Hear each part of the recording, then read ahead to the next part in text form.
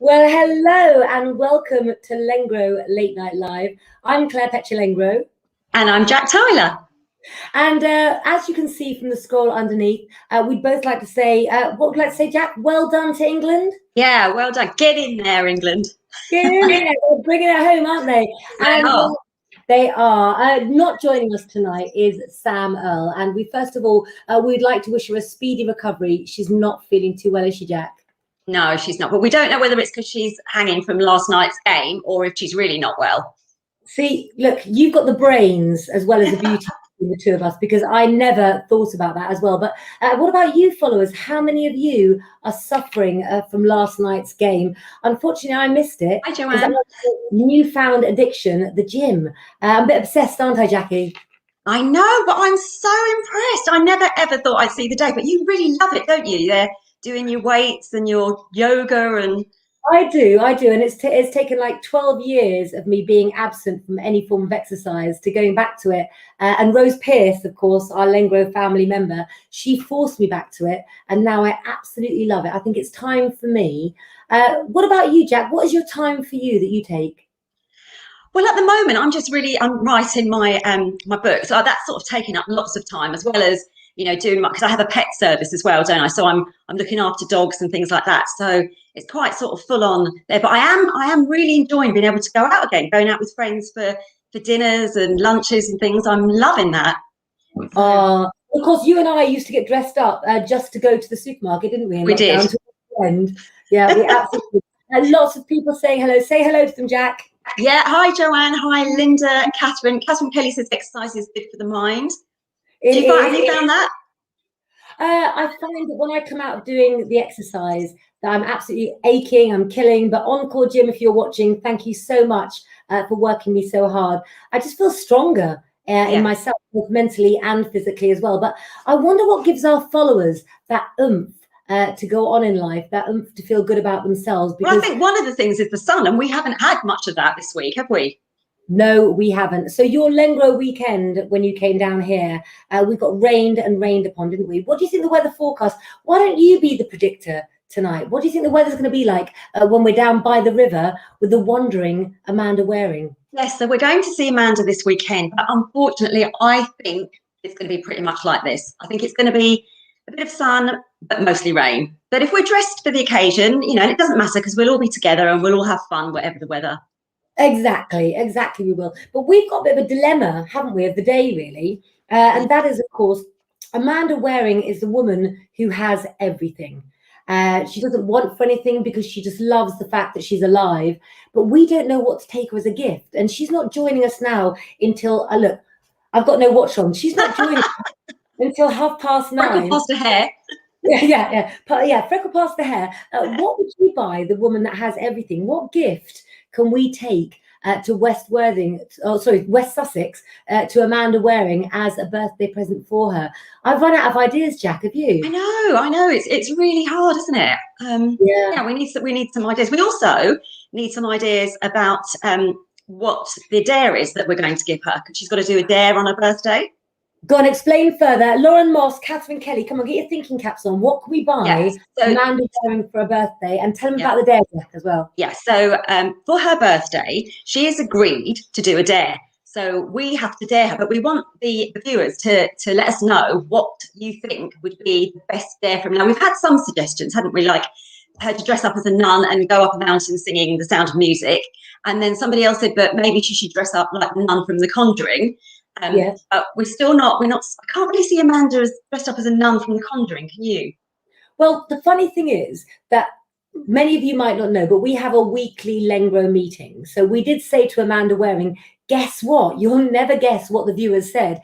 They said you should dress up as a nun. What are they expecting? Would you actually go and hire a nun's costume? And her reply was, actually, I did have a nun's costume, but I threw it out. That's right.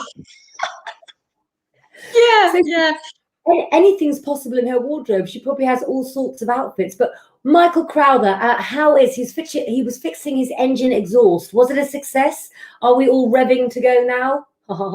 Have you got any suggestions for Amanda's dare?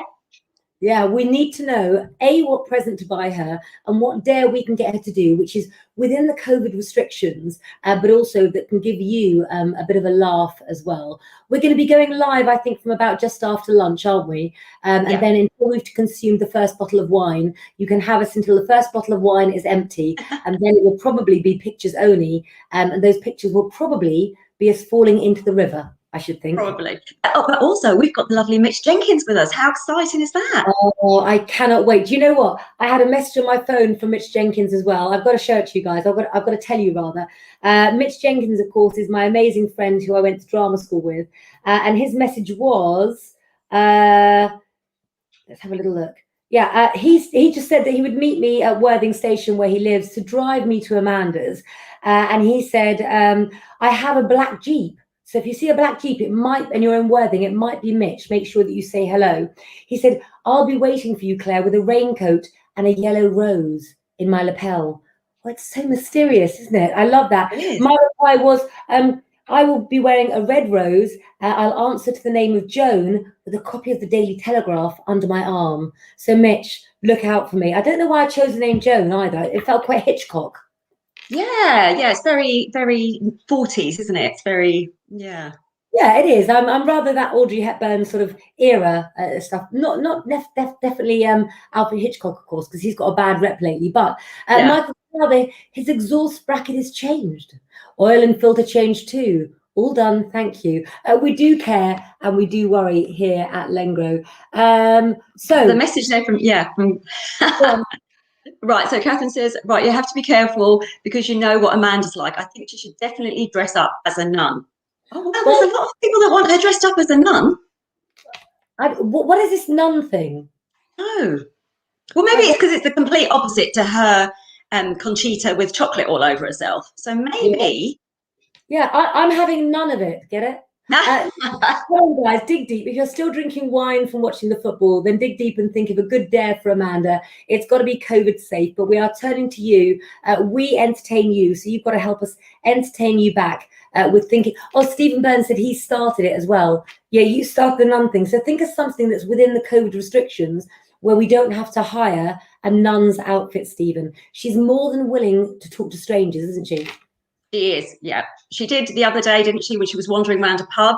She went up to somebody that was drinking innocently, minding his own business with his girlfriend. They just had a baby, and she told him that he's got millions of viewers watching him, and we all want to know what colour his underpants were. So, you know what? It could go anywhere on Saturday. It really, really could. But I'm sure with somebody who owns a drama school such as Mitch Jenkins, that he will also think up an equally good dare as well. So Stephen Burns. And do you know what else? On Saturday is the next England football match. Oh, so I'm sure we'll all be watching that as well. So maybe it should be football related as well. Maybe she should give some fake news about the football score to people who don't have the information yet. See the way my mind goes. Yeah. And also talking about the football. Yeah. I know you didn't watch it, but did you see the picture of Kate, William, and George? Do you know what? I'm so good at being the tech person on our team. Look at that. How lovely. Oh, isn't that adorable? Yeah, absolutely adorable. And the good thing is, he sang the national anthem and he knew all the words. So I'm really pleased about that, because that would have been a bit of a disaster if he didn't. Right. So here's a question for you. Do you, Jack, and do you viewers tonight know all the words of the national anthem? Yep. You do? Yep. Don't make me sing it, but yes, I do know it. Okay, I might sing it for you on Saturday. Yeah, I might do a pre-record on Saturday night of you singing it as well. Hello, Melanie Smith. How are you? So we've got some ideas here as well. We've got Lauren Moss. The animal thing, a chicken, a magical unicorn. Oh, my goodness. All of this is possible. I can see her as a magical unicorn. I could, actually. I really could indeed. Let's have a little look. We want some more ideas, guys. We really do. You know what? In the meantime, let me just bring up some banners here. We've got this. Find out what the celebrities have been up to this week. Let's not waste our pictures that we've got. Let me bring one up here. Let's have a little look. I'm going to have to like be really old now and put my glasses on. I've got the wrong contact lenses in tonight. So while you're talking, before you bring anything up, I've just heard about, I don't know whether you've heard about Rylan Clark, and he's just split up with his husband of 6 years, Dan, no. which was really sad. But apparently it was over the fact that Rylan wanted to have a baby, and Dan's obviously, you know, into his career and everything else. You know, Rylan said that he loves being stepdad to Cameron, Dan's 21-year-old, but he did want children of his own, and that's caused the rift between them. And now they've finally split up. I mean, I just wondered, what do people think about that? Do you think if you know, with a partner, you should make sacrifices to stay together, or do you think something like this would be the defining thing that would split you up? Please do comment, guys. For me personally, if I wanted to have a baby, I'm too old now, but when I wanted to have babies, if somebody didn't want to have them, that would be the decision breaker for me, that I would no longer be in the relationship. But wouldn't you sort of discuss that first before you got married? I think with women and men, a man never decides when to have a baby. I think if any baby is conceived, it's always 100% the woman's choice. The man either agrees to it or doesn't agree, and the woman goes ahead anyway. I think a woman's body will tell her, I want to have a baby. And sometimes I think there's nothing that they can do about it. I think it's a sad fact, but I feel quite strongly in that. What about you?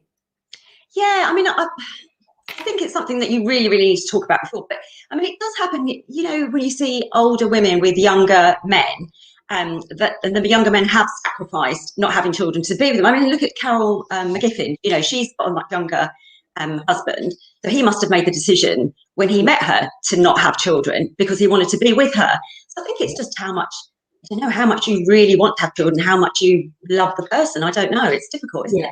But Rylan you might be able to tell from his star sign, his birthday is the 25th of October, which is Scorpio, isn't it? Yeah, so he's a Scorpio, so he's ruled by Mars. And when you're ruled by Mars, what you want, you have to go for. So if someone says no to something, then all of a sudden your brain, if you're a Scorpio, can click into that mode. Whereas in that case, I want it even more. Nothing is going to stop me. So my prediction actually for Rylan would be that he would probably adopt on his own. Right. He could quite easily do that, couldn't he? He's that sort of person. Well, he's financially able to do so. So if he wanted to adopt, he could. Catherine Kelly says, absolutely, Claire. It's always been the woman's choice. Lauren thinks, do you want to read this one? Yeah, discuss it before marriage, but men are different. I think it should be discussed, but it may have been and plans had changed. Yeah, true. Yeah. Because people do change, don't they? You know, you don't always stay the same. Do. Stephen Burns says, us men have to live with it. But listen, Stephen, look at what you've got in your lap. Who wouldn't want to live with that? Send it over to us. We'll babysit, won't we, Jack? No, because I've still got two at home that are 25 and 28. I don't want any more. Michael Crowther says, surely you agree to no kids before committing to marriage. I think that's a really valid and worthy point. And I think that's one that everyone should talk about as well, if you've got brains in your head.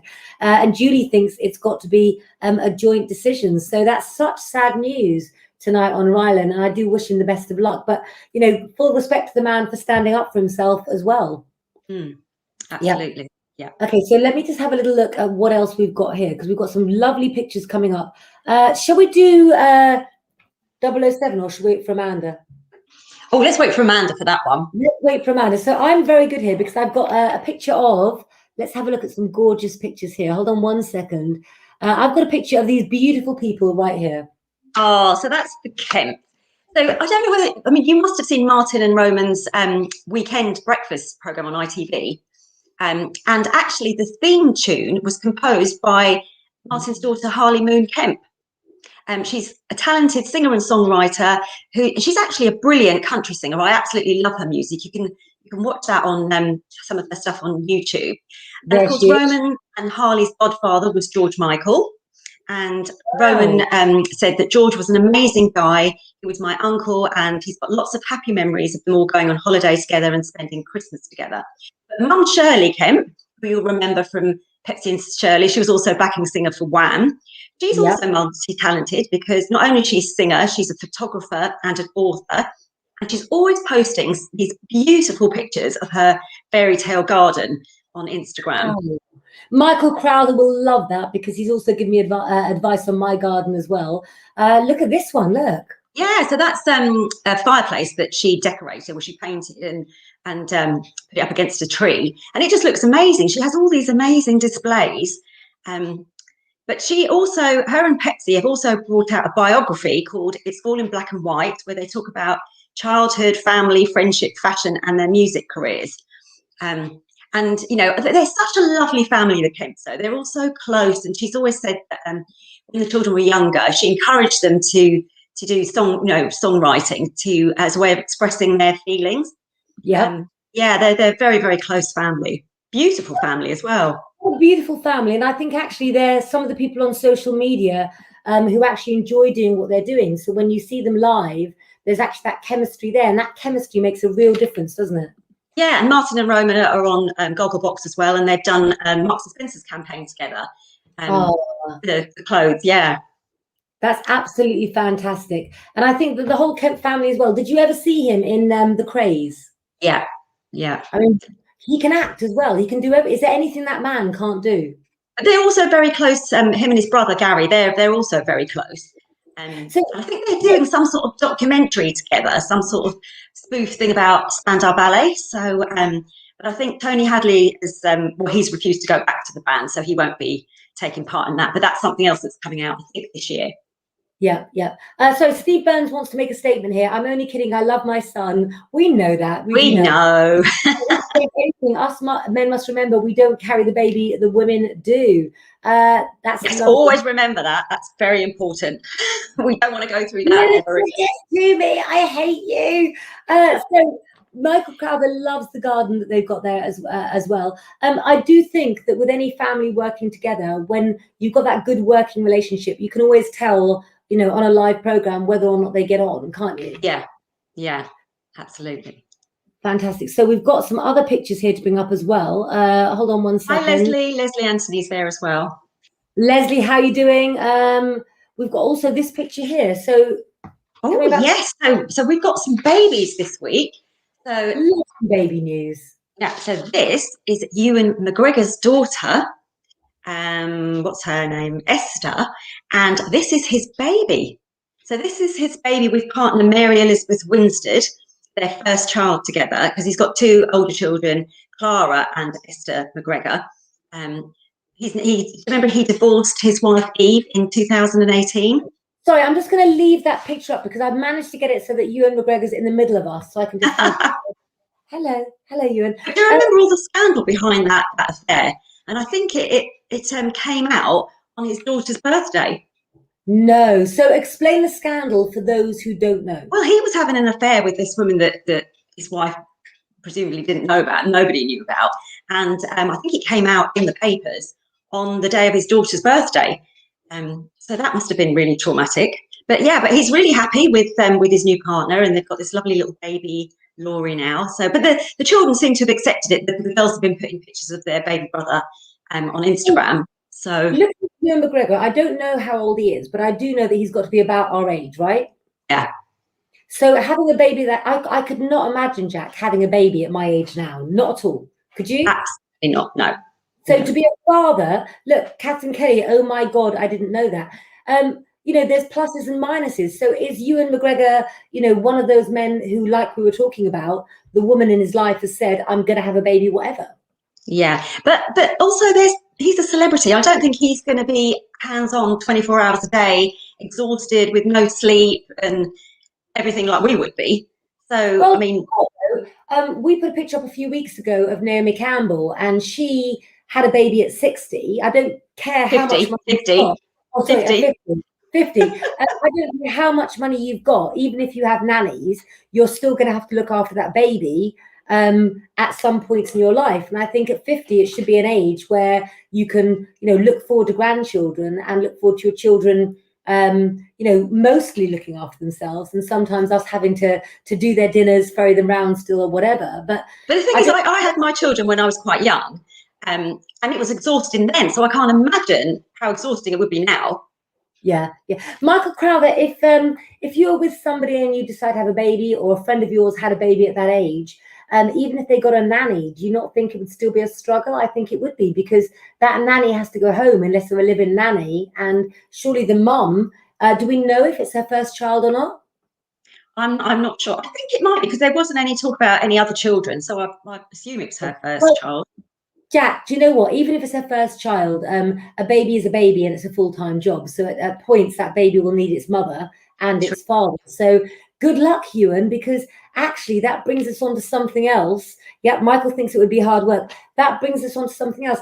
That probably takes Ewan McGregor out of the pecking order because he was on my list for something else, which we can't talk about for another 8 minutes until We've Amanda. got another baby. Have you got the other baby picture? I have indeed. Hold on one second. And if you Yeah. wonder why I stare at the screen, it's because I've got the wrong contact lenses in tonight and I'm looking for that picture. Hold on one second. We do have another baby picture. Here we go. Oh, goodbye, Ewan. So this is Kimberly Walsh, and she gave birth last month to baby son Nate. And she said this time she had the perfect birth, unlike the births of her other two boys, Bobby 6 and Cole 4. So, they're a lovely couple, family as well, aren't they? But Claire, you've had 4 children. That's her third child, and you've had 4 children. You're talking about age. I can't imagine having 4 children. Well, I had 4. I raised 6. So my eldest son, actually, I've got a picture of him right here, is nearly 21. So here's my son, Paris, with his sisters. And this is an old photograph because I haven't actually seen him since lockdown. So this is Paris with Honey and Lulu. This is him on his own. And I think that the age difference helped because he's nearly 21. Carmen is 17. Lucy's 14. And Honeybee is 12. So I think that little bit of an age difference helped because Paris could help look after the girls. But I think I come from a family with Romany gypsies where it's expected that you have a lot of kids. So since I can remember, I always said I want to have 4 children. That was in my mind. I wonder how many of you out there think, or when you were growing up, you thought, this is the number of children I'm going to have. Because Paris, interestingly enough, being brought up with 3 siblings, always says, Mum, I'm only ever going to have 1 child. And the woman that I meet will have to get used to that fact. And I said, why? And he said, because I want to put all my love and attention into 1 child. And he said, I just feel that with 4 of us, it was very busy. And I said, oh, I'm so sorry. He said, no, it was fun, but I'd like to try it a different way. Yeah, but that's good that he knows his own mind and he's going to tell his potential partner, this is what I want, sort of thing. So they won't get to the stage where she wants more children. But what if he falls in love with an absolutely gorgeous woman? Or man, I don't know what my son's preference is yet. He doesn't drink, he doesn't swear, he doesn't smoke. Whatever his preference is going to be, that woman will have to then accept his judgment. So how do we accept a partner's judgment when we love them if we don't know what it is yet? Because sometimes if you're very young, you're still molding, aren't you? Exactly. He might change his mind after having 1. He might think, oh, this is fun. I want to have another one. I mean, I wanted 4 children, but then after I had my second child, my daughter, I thought, oh my God, no, this is it. It was such hard work. I thought, no, I'm done. Love you, Annie. Mum loves you. Don't worry. Yeah, I think it's spirited. I think my first child, I definitely had the perfect child. My second child stayed up all night. So it does depend, on the individual experience, doesn't it? Yeah. But when I had Ben, I always used to worry so much. I worried he was going to die in the night. I worried he was going to have hot death. If he was there, I remember thinking he had meningitis and taking him to the doctors, and it was a nappy rash. Do you know what I mean? I was a neurotic mother, and everyone said to me, "Have another child because that will take the pressure off." So I had another child, and then I had twice as much to stress about. So that didn't work. Oh, bless you, Catherine Kelly. Big families are always close. I lost my son, but I have my daughter later on in my next life. I'm going to have a huge family. Congratulations to you. That's amazing. So Carmen says, after you, Jack. I was an only child, but always wanted siblings as I got older. Same here, Carmen. I'm an only child. Do you know what, though? I think that is a grass is always greener thing. I think that is, you think that, but then if you got it, would you be jealous? Would you really want it? And perhaps those people that are only children also have friends in the end who are like family to them as well. Yeah. So it goes that way as well, doesn't it? So let me have a look. I've got another photograph to bring up. Hold on one second. Yes, we've got this one. Oh, yes. So last week, I think you've heard about this, Claire. Hundreds of visitors to Brighton Palace Pier were charged more than £2,000 for tickets for fairground rides due to a payment error. The CEO of Palace Pier said they were not aware this had happened and it was made by human error. transactions were uploaded manually and the person doing it had made a mistake. Now, one woman said her and her husband took their 8-year-old child to the pier in April, and last Wednesday, the husband received messages from the bank saying he had gone into his overdraft and they were left with no money for the weekend. And Wow. another lady, Kelly Cunningham from Brighton, said that over £2,000 had been taken twice from her account, leaving her overdrawn. That's £2,000. That's unbelievable, isn't it? So I have a friend that I see every Thursday for lunch called Lou Hendon. She's a foster mum, fostered over 100 kids, absolutely amazing. She went to Brighton Pier that same week, and she got taken from her account £2,200. She only found out from Brighton Palace Pier that the amount was taken when she got a message from her bank saying, you know, you've gone into your overdraft facility. So what happened? Well, they can't. They haven't sent them. They haven't given them the money back because this is only just. They've only just realised. No, it's only like last week. You know, what about those people who have to pay their rent? But also that takes them on as well, Jack, to the people that were told really not to pay their rent because they couldn't afford to during the coronavirus, and that you could be a sitting tenant. Yeah. And so those people are now being given court action as well. How many people are going to be homeless for that as well? So Catherine Kelly, next time that you come to visit, pay in cash. Yes, always pay in cash. But I just wonder, have you ever been, has anybody out there been overcharged or undercharged for something? And also, I've been overcharged in restaurants and things, you know, and you just sort it out. But what about if you were undercharged? Would you go back and tell them, or would you not say anything? Well, my feeling is I've been to the Ritz in Barcelona and stayed at the Ritz Hotel, and I'd had a few too drinks too many, and we got charged £1,200 for one round of drinks. And I didn't notice, but the people I was with noticed. So and they only noticed because that we got charged for cigars and we didn't smoke cigars. So I would have overlooked it, but I probably would have noticed the next day. But I do know of some establishments that I've been to that have been known for charging for 2 dishes of a meal instead of one, as people got more drunk because the house wine was so cheap. So it depends, doesn't it? It depends on karma in life. It depends what you feel you're getting from that service as to what you should give back, really, doesn't it? Yeah, yeah. Let's have a little look. So Michael says, go on, Jack. My garden centre accidentally overcharged me £2,000.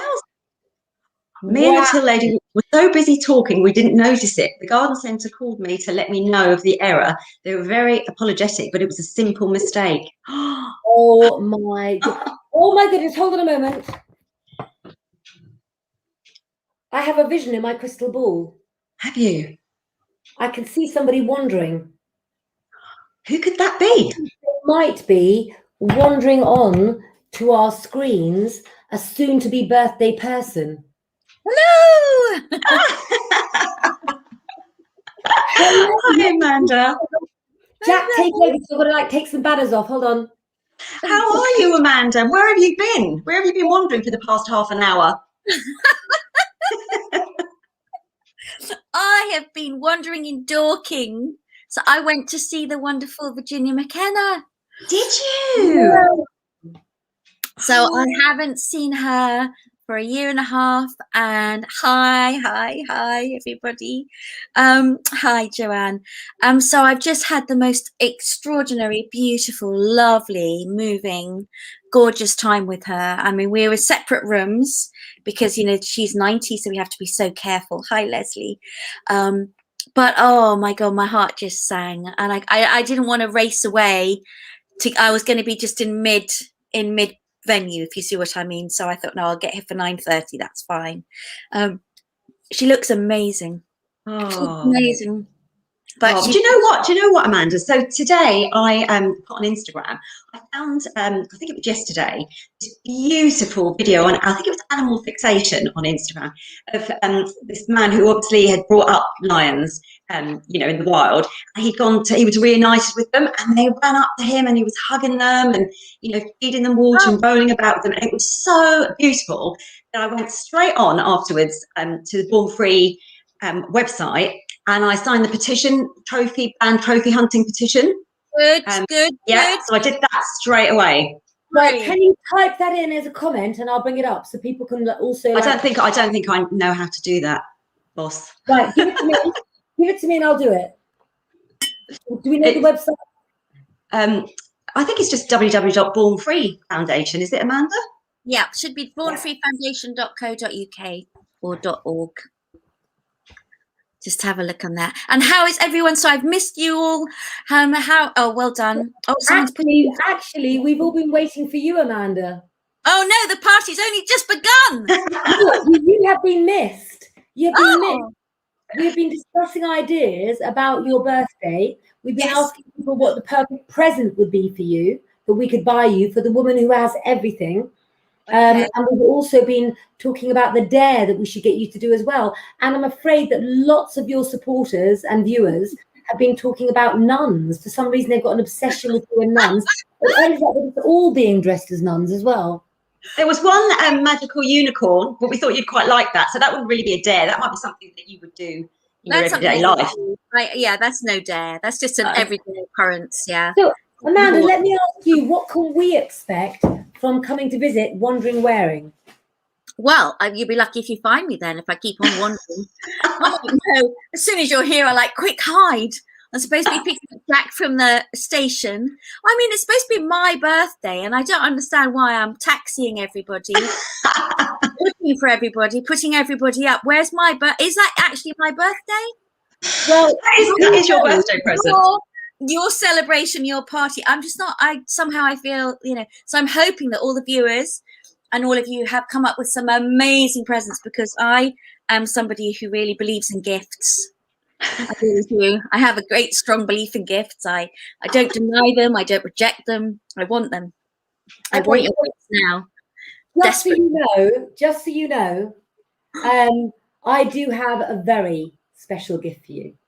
Oh my God! No, Enough. I do not need 6 feet of wrapping paper to wrap him up. It's not a man. Okay? No, I don't need a man. I do have a very special gift for you that I'm bringing as well. But we've been asking the viewers for ideas of what we can do as far as dares are concerned, because I think that any party needs a bit of a party trick as well, doesn't it? Yes, it does. Yes, it does. A bit of magic. Leslie Anthony says more chocolate. Oh, yes. There's an idea for a dare somewhere to do with chocolate, isn't there? Because Leslie Anthony's new chocolate that she promotes as well is now getting sold in Gemma Collins' new shop in London as well. So she's joining the stars and celebrities. Good things come in little packages, indeed. That's why we've got Amanda right here tonight. But we're still trying to decide what to do with her, aren't we? We're stuck with what to do. Did you say? For a dare. We still haven't got a dare. Yeah. Well, we've still got a few days left. Don't you worry. Don't you worry. People could put things on the private members page. That would be exciting. Or add things onto your Facebook page or onto mine if they want to. Look, Nan, what is their problem with nun? Oh, I know. I mean, I keep looking for different comments, and every comment is a nun. Okay, well, I just feel that that's obviously coming up for there's something we can do with a nun thing, which I think is quite good. Maybe I could go up to strangers and offer them my absolution. Yes. How badly do you need to be forgiven? Yeah. And what have you done? That would be even more interesting. What have you done? Tell the nun. What have you done? Tell the nun. And see how people will tell me what they've done. Go up to a stranger, say, make a confession, because you're on a live where if you confess something that nobody else knows, you'll be forgiven. Well, we'll work something out that's not going to be suable. I think that's probably the best thing. I don't want to be from God. We've been waiting for you for a long time to do this. So this is my clue, and Jack's going to rest. Okay, so it's not Charlie's Angels, don't worry. Oh, so wrong pose. Okay. Daniel Craig is making his final appearance as 007 in the next Bond movie called No Time to Die. And Pierce Brosnan, who played Bond between 1995 and 2002, has said he thinks Idris Elba would make a great Bond, as he's got such a powerful presence. He also suggested Tom Hardy. Now, we want to know who you think would make the best Bond. Liam Neeson was once a contender, but his late wife Natasha said to him, if he takes the part, she won't marry him. So he turned the part down. Why? No. I don't know. He didn't say. He didn't tell me. He didn't tell me that bit. He just said, she said, you know. Okay. Yeah. Okay. So I would like followers, first of all, before we comment. The Bond girls, thank you, Kathleen Kelly. I like that. Who would you like to see as the next Bond person? Because I've asked my daughters, I've asked my son, I've asked myself. Jackie's got an opinion. You're saying Piers as well. So let's have a look. Who would you like to see seriously play the next Bond? Because Amanda, let's talk about this. How serious, as an actress, do you think, amongst other things as an actress as well, how serious do you think taking on a role like James Bond really is? I mean, it's a big. I mean, would you want to be? You could be James Bond, Amanda. There's a lot of women. There's a lot of women that are up for the part as well. So I think that's the dare. You could be Jane Bond. The dare is, would I cover properly and say I should be James Bond? Steve Burns, no. Who's saying no? Steve Burns said Paris Hilton. Oh, he said a man can dream. Oh, yes. Okay. Yes, I can get that maybe. I really like Tom Hardy. Okay. I think he's an amazing actor. Oh my goodness me. Idris Elba, yes, I can see, and I know how he's going to play it. Whereas I think Tom Hardy, we know him from from Peaky Blinders and everything else. I don't know. I think we need somebody, I don't know, maybe not so well known, perhaps. Now, Amanda, you and I don't often know faces. So what I'm going to do is I'm going to bring up a face and you can say yes or no, because hopefully Jack has got the name of the person. Does he float your boat? Are you ready? Okay. Oh, yes. Yeah. And he's a wonderful singer, and he is a Welshman, and he's a fantastic actor. And yes, very much. Luke Evans. He would be my choice for Bond, definitely. Oh, I'd be behind you and him at that point. Who is Luke Evans, please, girls? Oh, he starred in Beauty and the Beast. I've been busy working. Oh, he's a West End star as well. I mean, the other films that he's been in, you'll have to tell me, darling. But I mean, for me, I just fell in love with him as Gaston. Well, but he's been in a series that was on recently. I can't. Hold on, he was Gaston in what? Beauty and the Beast? Yeah. Yeah. Oh, hello. Yes, he can be Bond. I give my permission. That's fine. He's actually gay. He is a gay actor, so I don't know how he would. But he was in. I think he was in something. Michael said where yes. He did play a husband. I'm with you, Michael. Yes, indeed. I thought he'd got children. Okay. I mean, not that you can't have children and be gay, but hold on. Liza Minnelli's father was gay, and he had Liza Minnelli. Yeah. No, absolutely. That's not. Yeah, exactly. I just felt like I knew his wife and the children, but that's probably another person in the theatrical world. I do think he is astoundingly good. He has. I tell you what, I loved him in, which was the series. Oh, it was a dragon thing. And he was a father. It was something like Lord of the Rings. And he just had such intensity and displayed the love scenes with so much, beauty. Again, very handsome man. We love him. Yes. He might not love us back in that same way, but we love him. Okay, would you like another one? Always. One is never. No, but that's not doing that for me. Is it the right eyebrow is dropping? What, darling? Is it because the right eyebrow is dropping? I mistrust. No. I think it's just because he's too young, isn't he? He's too young. He's too young and too good looking, really. Who is he, Jack? Pardon? Who was that? I don't know who that was. I really don't know who that was. That was Honey's suggestion, wasn't it? Okay, so I've got that written down. Hold on one second. Is that? No, that's not Robbie Amell. No idea, but I've got some more here. Hold on one second. We have got. See, that's who I would have chosen. Oh. He's just had a baby. He's too busy. Let's get him off. Sorry. Yeah. Please, you can't come. All right, so let's have a look. Hold on one second. Right, so Kim Gary says whoever that was we just showed before Ewan McGregor, she doesn't trust him. Get him off. No. Oh. No. Everyone's a critic. Oh my god, we're so harsh. Okay. Who would we go for then? Oh, who's lovely. Oh, and this really was a good idea, and now it's completely gone out of my mind. I did ask my son. This is my gorgeous son. I'll bring him up one more time because I'm very, very proud of him. There's Paris, and Paris did say, there he is. Look, gorgeous boy. Look, hold on. There he is. Beautiful. He looks a bit like Tom Hardy. He looks interesting. He looks cool. He's handsome. He'd be a fabulous young Bond. Yeah. He said Ryan Reynolds. But Ryan Reynolds. Ryan Reynolds. He's not bad enough, is he? He's a bit too funny. He's a bit too nice. Amanda, do you not feel that Ryan Reynolds plays the same character, whatever character he plays? A little bit, yes. Yeah, he does. Yeah. A little bit, yeah. He's not quite as flexible enough, but I think, God, I wish I could remember this actor's name. Okay, it will come to me. Maybe it's just somebody I'm dreaming about right now. Oh, hold on. Catherine Kelly liked that person. Okay. Well, let's start a rumor. It's hard, isn't it? Because to be honest, this takes me back to a different subject now, and we're talking about who should play Bond, but it's really about who we also would like imagine as a person in our life. Now, Amanda, if I could pick the perfect man for you, come off of stage and screen to be your partner in life, yes, who would that be? No, you're the psychic. Tell me who. I've always picked the wrong ones. You tell me who. Well, actually, I'd go back to somebody previous that we've already talked about, which would be Liam Neeson.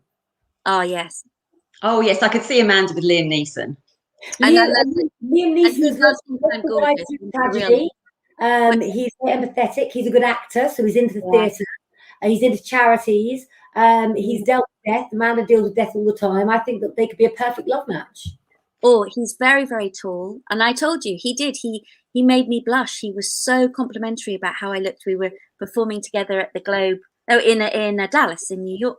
In Dallas. Oh my God, in Dallas, at this big charity event, and with Steve Martin and everyone else.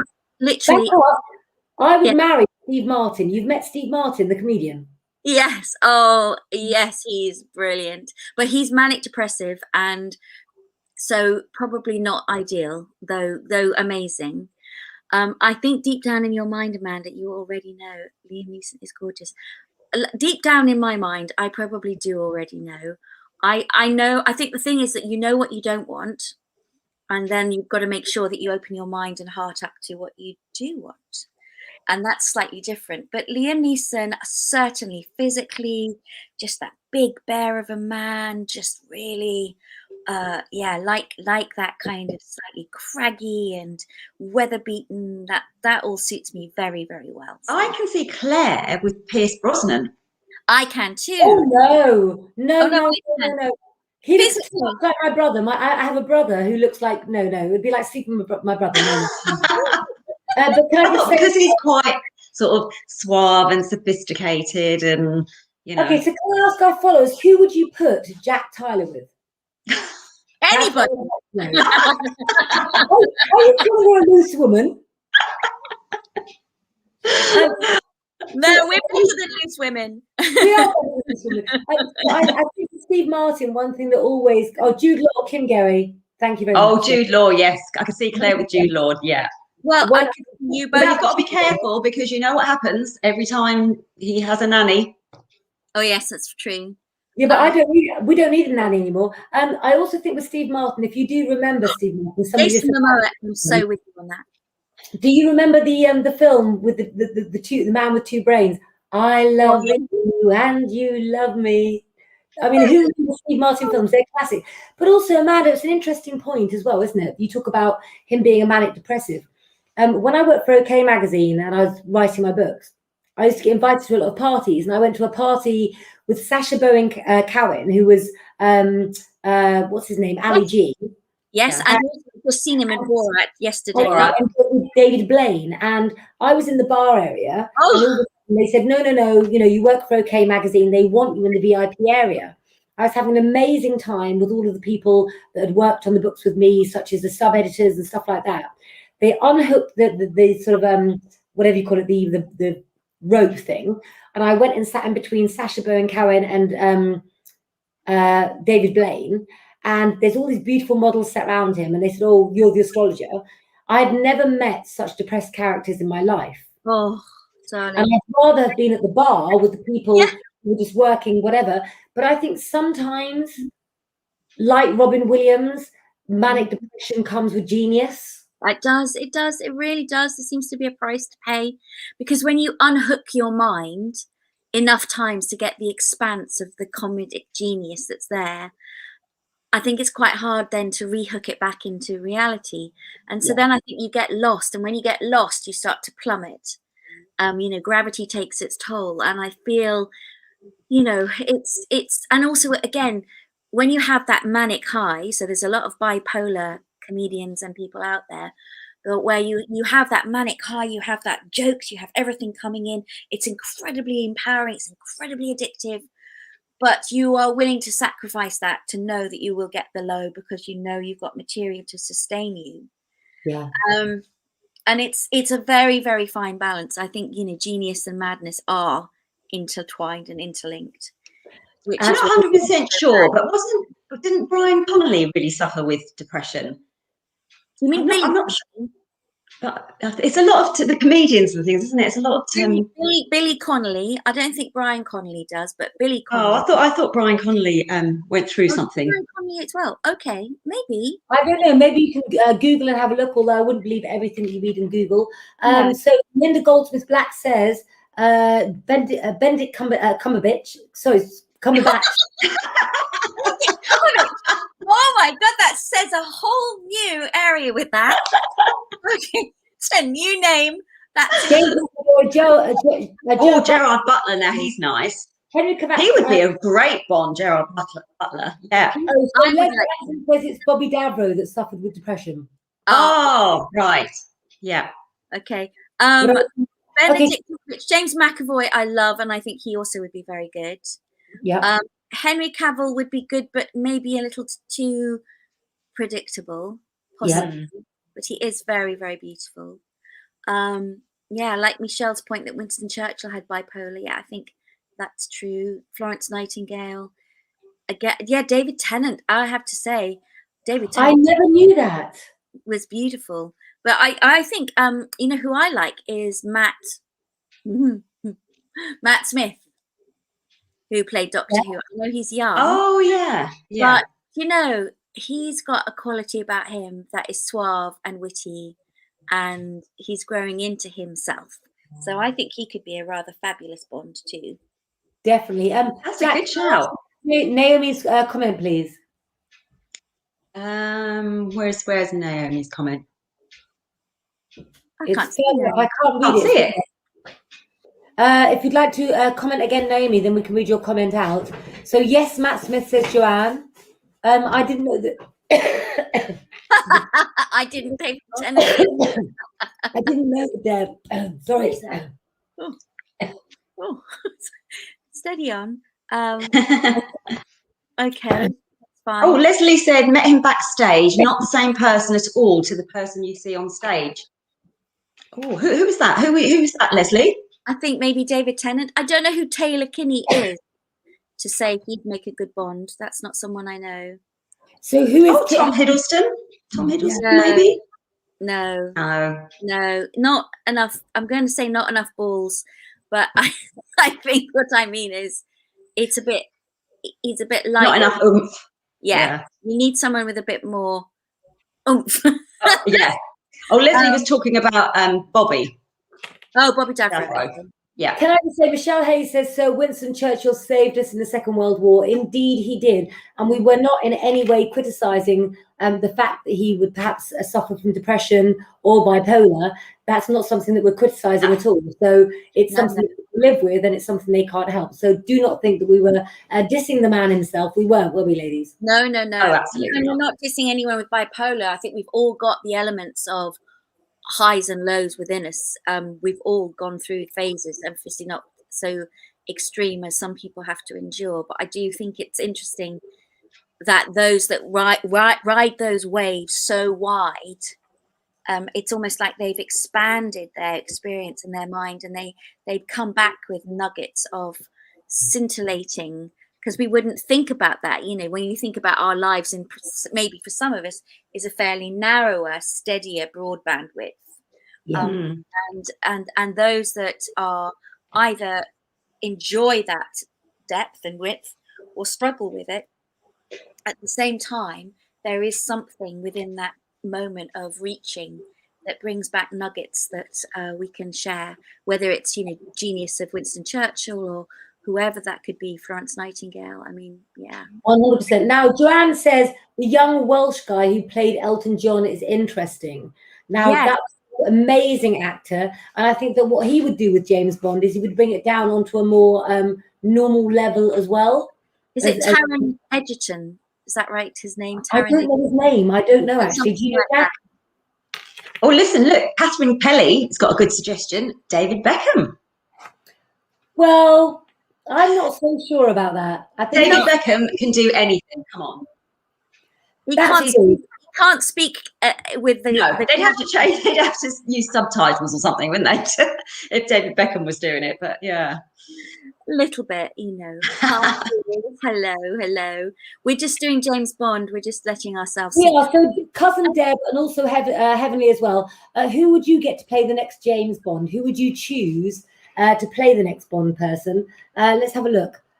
We can't think of the name of the person. Who would be quite interesting is Mark Strong. He often plays the baddies, right? But he's got a wonderful voice. And actually, I could see him being a very kind of suave and sassy kind of Bond. Yeah. With a bit of an edge. Yes, I can see that as well. That. Yeah. I think a bald Bond would be cool as well. I think so too. Now, listen, one thing we haven't done tonight, ladies, is what National Day it is. Oh, yes. So today is National Social Media Day. Good. I've got some notes on my phone here about it as well, but I might let you go ahead with it because I think unless I can pick you up on it. Well, I was just thinking, what did we do without social media? It's mind-boggling, isn't it? I mean, life was a lot easier, but then, I don't know, what would we do without it? What do you think, Amanda? Oh, I'd easily do without it. It's not a problem at all. I'm not a social media. I don't go on it. It doesn't really, I mean, obviously I'm on it right now, so I do go on it, but it doesn't sort of thrill me. It doesn't like, oh, I must pick up my phone, and I never look at sort of videos or things that are online.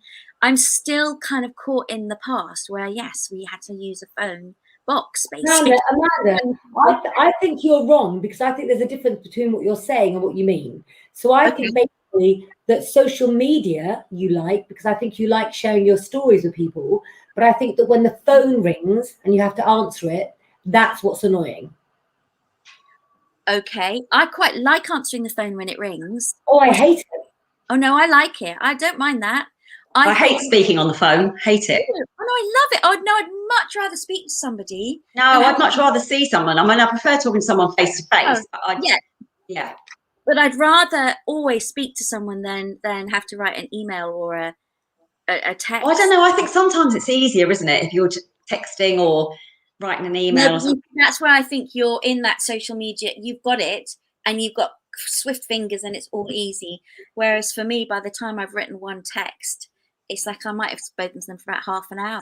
With me, I think about it more if I'm texting someone rather than if I'm talking to them, because I think you think about it a bit more, don't you, before you actually send things. But what I like is when I first started going on Facebook, it was to keep in touch with my family abroad in Canada, Australia, you know, so and it's just brilliant to know what they're doing, to see their children, to see pictures and things. You know, we didn't have that connection before. It's been amazing. Yeah, no, I mean, exactly, Joanne.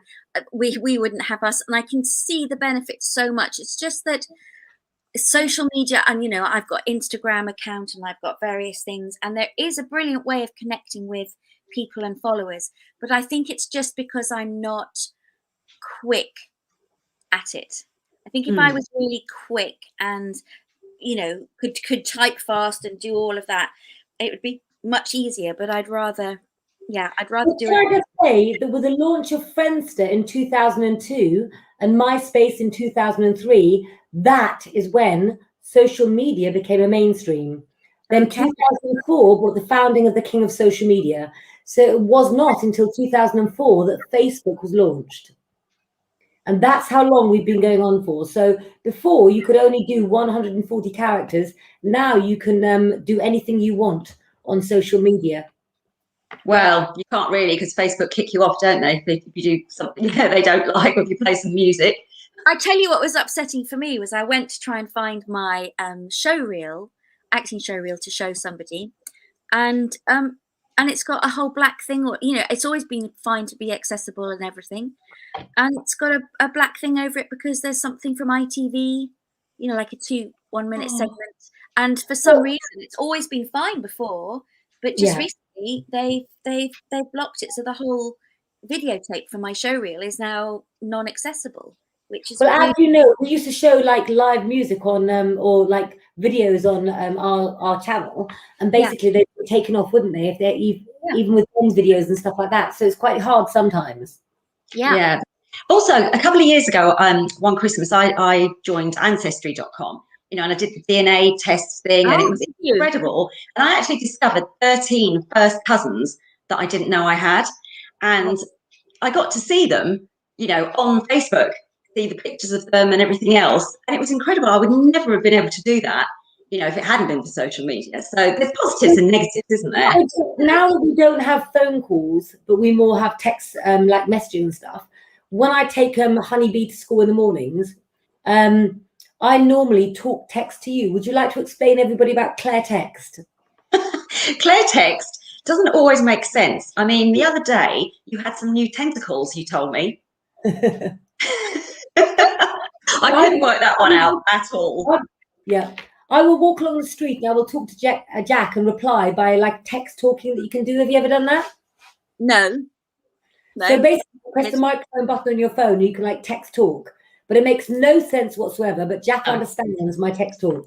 Yeah, so I get most of it, but the tentacles part I could not work that out at all. Love that. Listen, guys, Gypsy DNA was very interesting. I agree. For my birthday, that's something I'm going to do. Is do my. You should do it, because you won't believe what it comes up with, like nationality wise, and I'm sort of 10% German, which I didn't have a clue about. I knew there was German in, because my maiden name was Lehman, so I knew there was some sort of German there. But yes, incredible what it comes up with. Will it say mine's part alien? It could do, or magical unicorn even. Yeah, I'm expecting something like that. That's cool. Well, Leslie Anthony's laughing because she's also had my text talking as well. But you know what, guys? We are out of time again for tonight, but we are back live on Saturday night within the first bottle of wine that we have on Saturday at lunchtime. After that, it's strictly photographs only. Okay. If that. You may just have to guess the rest. So do you have a message for everybody tonight to like sign off to? Keep smiling, please. Keep smiling. I feel that people aren't smiling enough at the moment, and I want you to keep on smiling behind their masks.